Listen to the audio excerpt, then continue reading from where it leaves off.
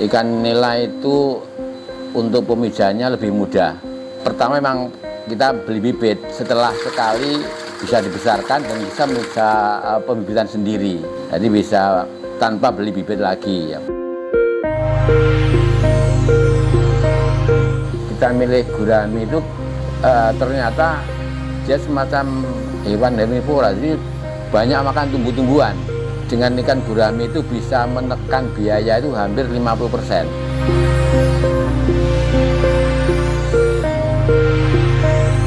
Memang butuh filter biologis, jadi bukan hanya filter mekanis saja.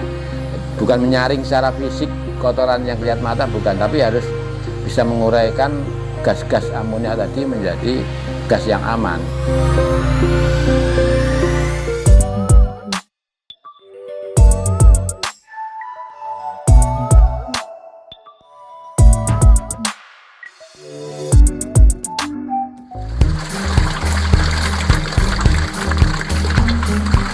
Nama saya Ikhwanuddin, pensiunan petrokimia sebenarnya ya, mulai tahun 2016.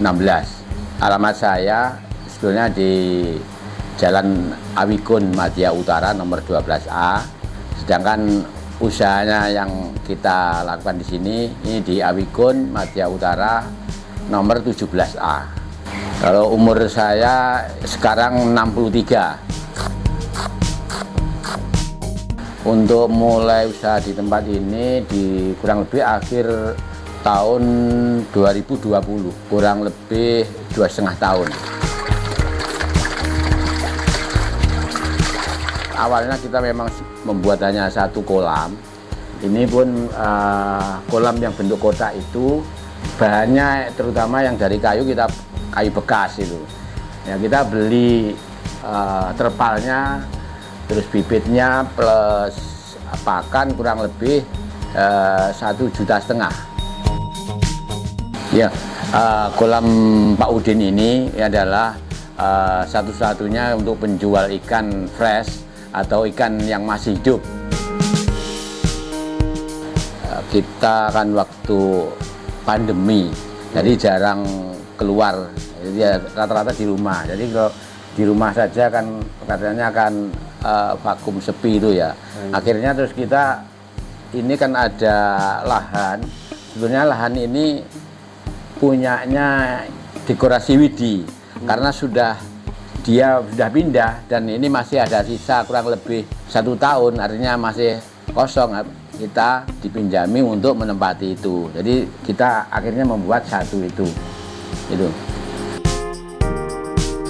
Suka dukanya ya ini, untuk dukanya kalau kita acara keluar kota misalkan ya, terlalu lama sehingga meninggalkan ikannya itu, sehingga kadang-kadang kurang terpelihara. Terus juga yang pernah kita lakukan untuk dukanya yaitu karena kita awalnya belum pengalaman, sehingga pernah kita membawa bibit itu hampir 75% meninggal, mati.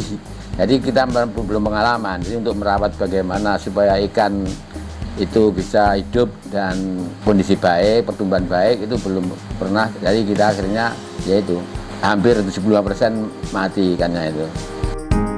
Dan alhamdulillah untuk senangnya ya, pertama kita sesuai dengan hobi kita, sehingga paling tidak kita bisa terhibur ya. Terus yang kedua ternyata bisa menghasilkan. Jadi dengan memelihara ikan itu ternyata ada menghasilkan, terutama untuk kebutuhan sendiri ya, itu aja. Kenapa kok lebih memilih ikan nila sama ikan gurami? Baik. Yang pertama untuk ikan nila dulu ya. Ikan nila itu untuk pemijahannya lebih mudah. Jadi pertama memang kita beli bibit, setelah sekali bisa dibesarkan dan bisa pembibitan sendiri. Jadi bisa tanpa beli bibit lagi ya, karena nila itu. Yang kedua, ikan nila itu selain pakannya itu pelet, kita bisa memberi pakan yang alternatif. Ini dari bahasa mata lele ya. Mata lele kalau yang Jawa sini, daerah sini namanya lepok itu.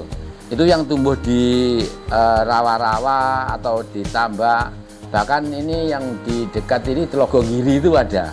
Untuk pakannya ini ternyata mau dan akhirnya bisa menekan biaya. Itu untuk yang ikan nila. Nah, yang ikan gurami ternyata dia semacam hewan herbivora, jadi banyak makan tumbuh-tumbuhan.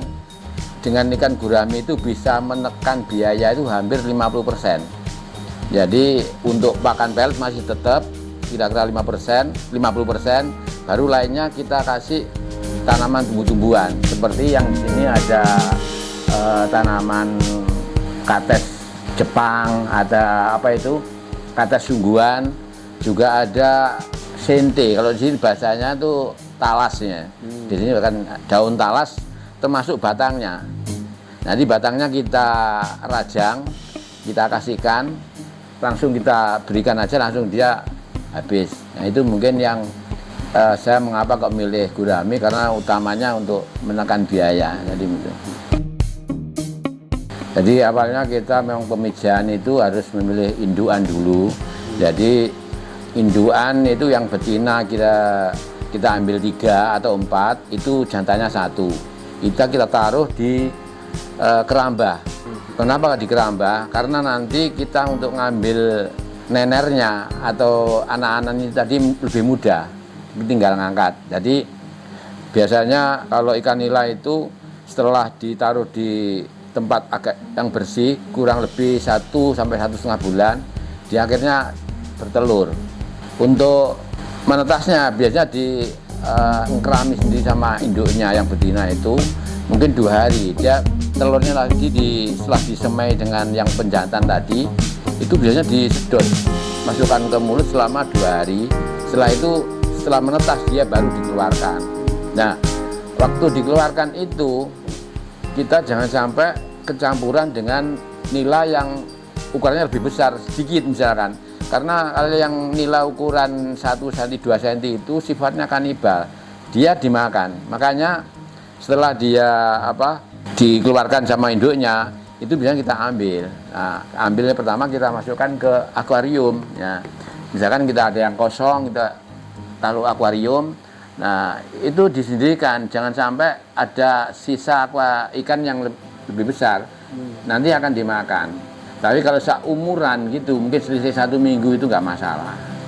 Setelah agak besar, kira-kira bisa ukuran 1 jari, ini ada beberapa memang, ada teman-teman itu yang sudah memesan untuk beli. Jadi kita jualnya nggak harus sampai konsumsi, tapi kita juga jual bibit. Tinggal ukurannya, nanti ukuran berapa harganya segini. Misalkan yang ukuran 1 jari, ini kurang lebih Rp500. Mungkin nanti agak besar bisa 1.000 begitu ya. Kalau sudah agak besar, hitungnya kita seperti ikan konsumsi, jadi per kiloan, jadi per 1 kilo berapa begitu. Nah, untuk yang peternakan ini karena kita memang lahan sempit, juga airnya sedikit, sebetulnya mahal ya, walaupun kita pakai sumut toh juga pakai listrik untuk memompanya, sehingga termasuk air ini mahal. Jadi untuk menghemat itu kita pakai sistem ras atau mungkin resirkulasi. Setelah air yang dari kolam tadi itu kan kita keluarkan. Nah, keluarkan itu rata-rata yang dari bottom itu yang paling kotor, yang ada kotorannya dari kotorannya ikan dan mungkin ada sisa pakan, itu masuk ke filter. Nah, di filter situ ada 2 macam filter. Yang satu filter mekanis, yang 2 filter biologis. Yang untuk filter mekanis kita pakai jaring bekas. Itu yang untuk memisahkan kotoran fisik yang bisa dilihat mata. Terus yang setelah itu masuk ke filter biologis. Jadi itu ada di filter biologis ada bakteri-bakteri pengurai. Jadi sebetulnya kalau kotoran ikan itu dan sisa pakan itu kan bisa menimbulkan jadi racun ya, atau sebetulnya itu timbul amonia di situ. Nah, amonia itu akhirnya akan jadi racun. Nah, itu yang bisa menguraikan amonia ini supaya jadi airnya tadi sehat lagi, itu kita harus ada filter biologis tadi. Untuk filter biologis itu perlu ini juga aerasi atau oksigen, karena sifatnya untuk bakteri juga perlu oksigen untuk hidup. Jadi di situ di filter biologis kita kasih aerator supaya bakteri pengurai bisa berkembang biak di situ. Jadi air sehat untuk kolam ini nggak harus jernih ya. Yang penting sehat untuk ikan. Jadi nggak harus putih bersih itu seperti itu enggak. Jadi yang penting untuk sehat untuk ikan. Pertama kita beli bibit yang kalau gurami ukuran silet katanya. Kalau silet itu biasanya 1 jempol itu loh. Nah itu dari itu ukurannya itu. Nah itu untuk dibesarkan menjadi konsumsi yang rata-rata ukurannya itu 5 on atau 4 on sampai 5 on. Itu kurang lebih 8 sampai 10 bulan. Agak lama memang untuk gurami ya.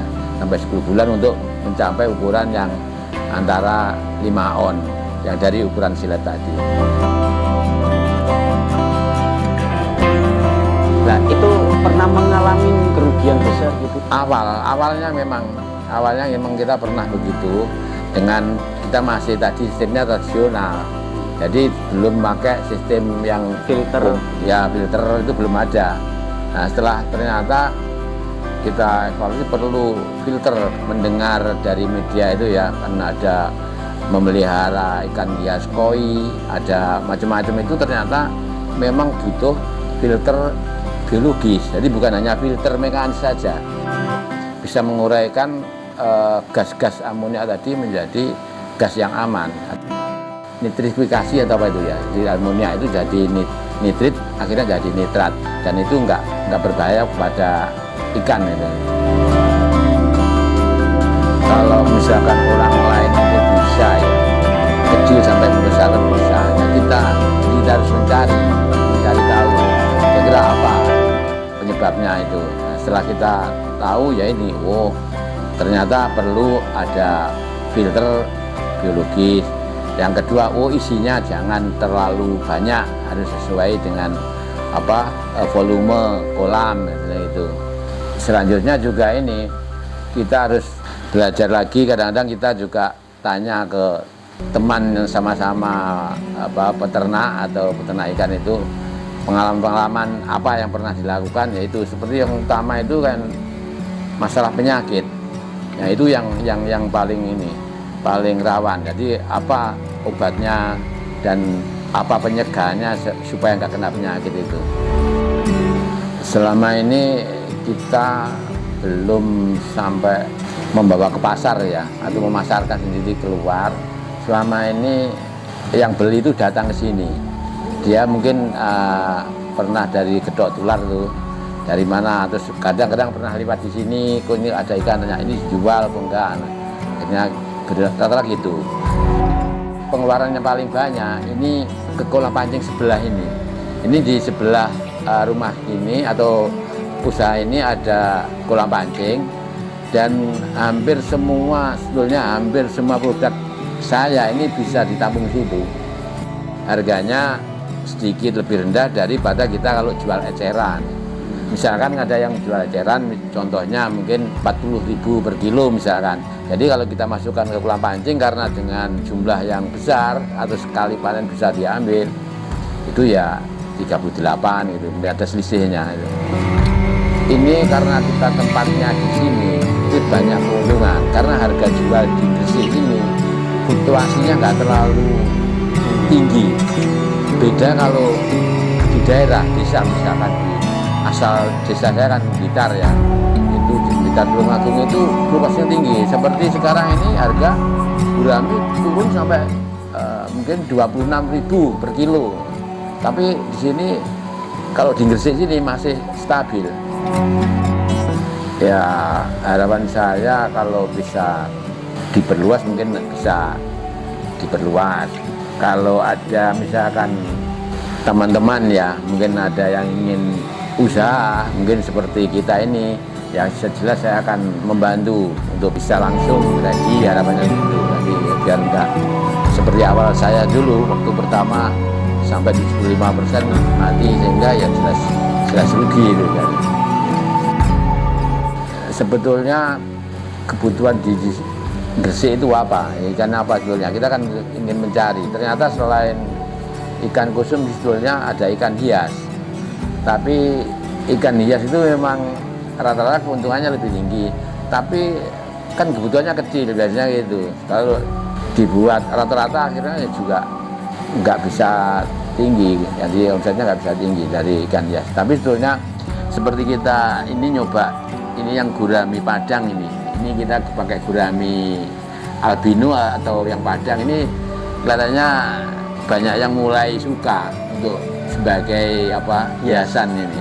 Nah ini mungkin kita sudah mulai membudayakan yang Padang.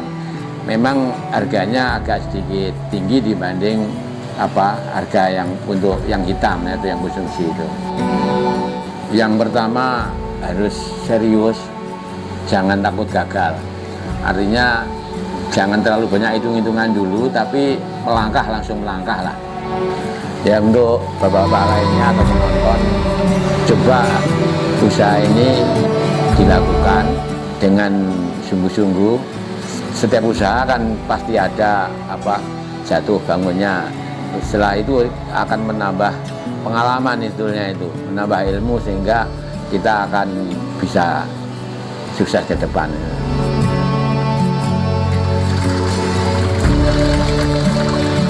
Baik, terima kasih untuk kru di media.